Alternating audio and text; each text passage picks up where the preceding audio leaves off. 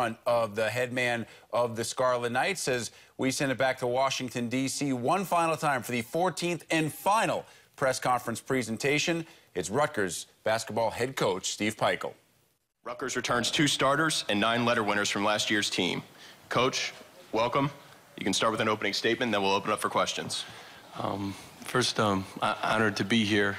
Today is day 200 for me on the job, but nobody's counting. Honored to be the new head coach at Rutgers, and looking forward to the challenge that lies ahead for us. It's a great conference, and the coaches in this league are the best. And I'm just honored to be in this conference and be at Rutgers University. Thanks, Coach. We'll open it up for questions. I see along the wall in the back right.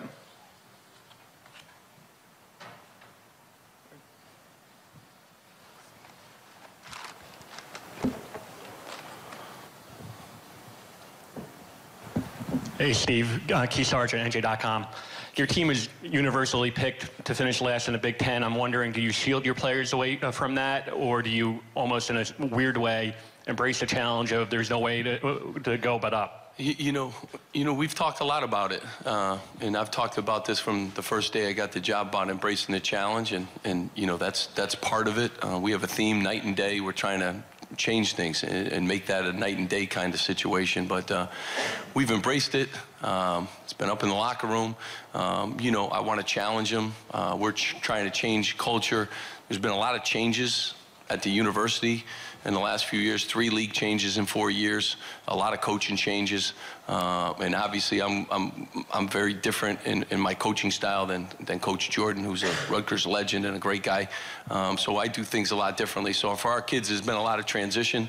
We're going to embrace that, and you know, I think people are going to see a team, and we've practiced, you know, very hard, and these kids have really bought in, and I'm excited, you know, about the changes that have already occurred in our roster and with some of the players in our program. We had 14 players at practice last year, and last year at this time we had 9 healthy players in our practice. So, you know, that's a step in the right direction. 14 guys, a roster full of guys, and they all practiced.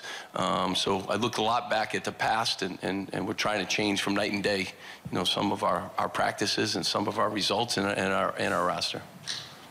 We're going to go third row on the right-hand side and then front row on the right-hand side. Hey, Coach. Aaron Brightman on thebanks.com. Wanted to ask you, being that it's your first 200 days, where's the team now in terms of what you would hope for at this point based on a conditioning standpoint, but also basketball concepts and kind of understanding the way that you want them to play? You know, it's been a journey. I'm trying to enjoy it. I've been in a lot of programs that, you know, have started off exactly where we are now, and the grind of getting them to where we all want them to be. And in 200 days, I really, you know, at first, whenever you take over a situation, you really need to recruit the kids that are in the program, because there's a lot of turnover, and you know, their thoughts are in a lot of different directions. The coach that recruited them, the coach that didn't recruit them, you know, is he going to change styles? Is he going to do that? So we've spent a lot of time, you know, with our kids, you know, to really help them through the transition. And they've had a lot of transition too. It's not just been the coaches. It's been a lot of change. I'm really happy where they are. Shaq Dorson, has lost 45 pounds in 200 days. Like, he's embraced our strength and conditioning coach, who I think is great. One of the first hires I made. We've hired a new staff of guys that are built around developing players and have great reputations.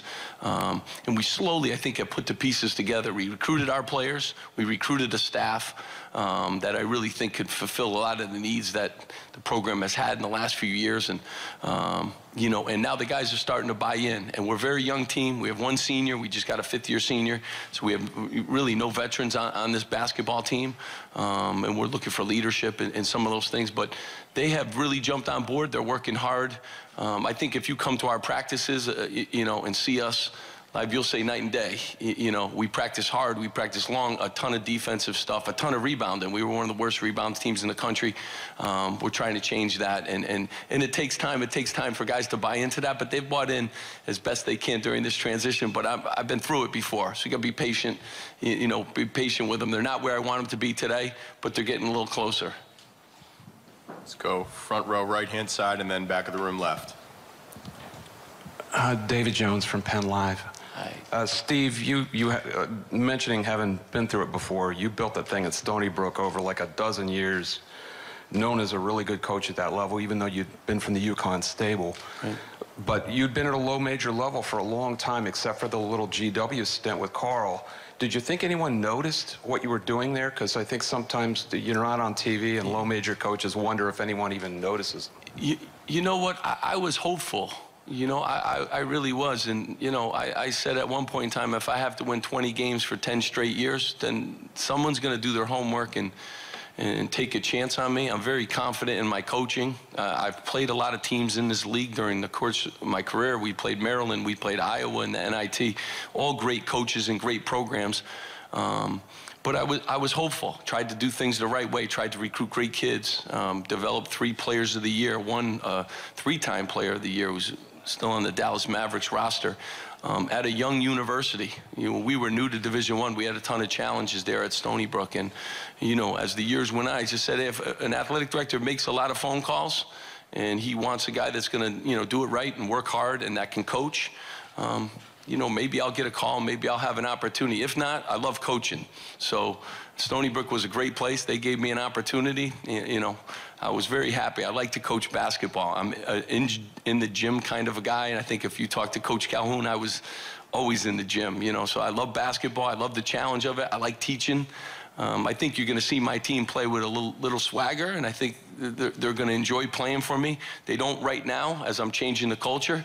Practices are a lot longer. Our weight room sessions are a lot longer. Our film sessions are a lot longer, so they're kind of learning that. But, you know, I'm very thankful, you know, that Pat Hobbs, you know, gave me this opportunity. He's a great athletic director. I love the direction, you know, our program's going in, and there's been a lot of change in the program. That's a hard, even for established programs. And so I look forward to, you know, bringing this program forward and making this a program that people can be proud of. Got back left corner of the room in the middle. Hi, Steve. Jerry Carino from the Gannett, New Jersey papers. What's it like for you and your program to have the Big Ten move these tournaments east over the next couple of years, D.C. and New York? You know, I love it. I mean, these are exciting areas. I lived down here in the D.C. area for 5 years. They're into, you know, basketball. It's a great way to spread the great word of what our conference is all about and what great institutions we have and great basketball programs and great coaches. There will be an energy down here, too, in the city. And then when we come to New York, there's energy and then some playing in that city. So I'm excited, and I think I'm a product of good timing with that because these are great places, and these are places, too, I think our whole league recruits. So I think that's a real positive, too, on the recruiting side. Let's go right-hand side in the middle. Hey, Steve. Sam Hellman with Scarlet Report. Corey Sanders gets a lot of the attention in terms of the players that you inherited, but when you took the job, what else stood out to you about this roster? You know, the great kids, that was, you know, the first thing, and they wanted to be coached, and they wanted to be better. I was really excited. You know, a lot of guys were injured last year, too, so in fairness to the players and the coaches that were here, we had an incomplete roster all year long. So one of my first things was we need to get guys healthy, and what were the reasons why we didn't have players on the court.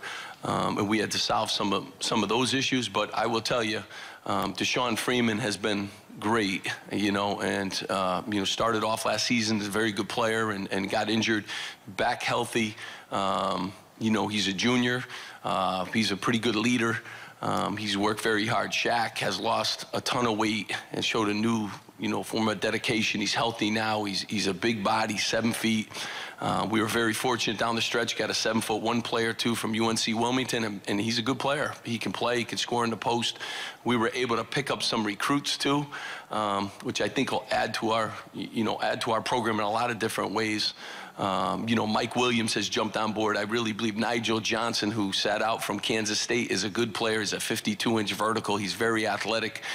He's eligible in back playing. Ibrahim Diallo, another big kid who he's back playing from his injury too. And I think the minutes that Jonathan Laurent and Corey Sanders got last year, invaluable. And I think they'll be better players too moving into their sophomore year. So, you know, they're all working hard. We've added some good pieces. We added some shooters, which we needed, a couple ball handlers, and trying to get their mindset changed, because I really think we could be good defensively, and we weren't.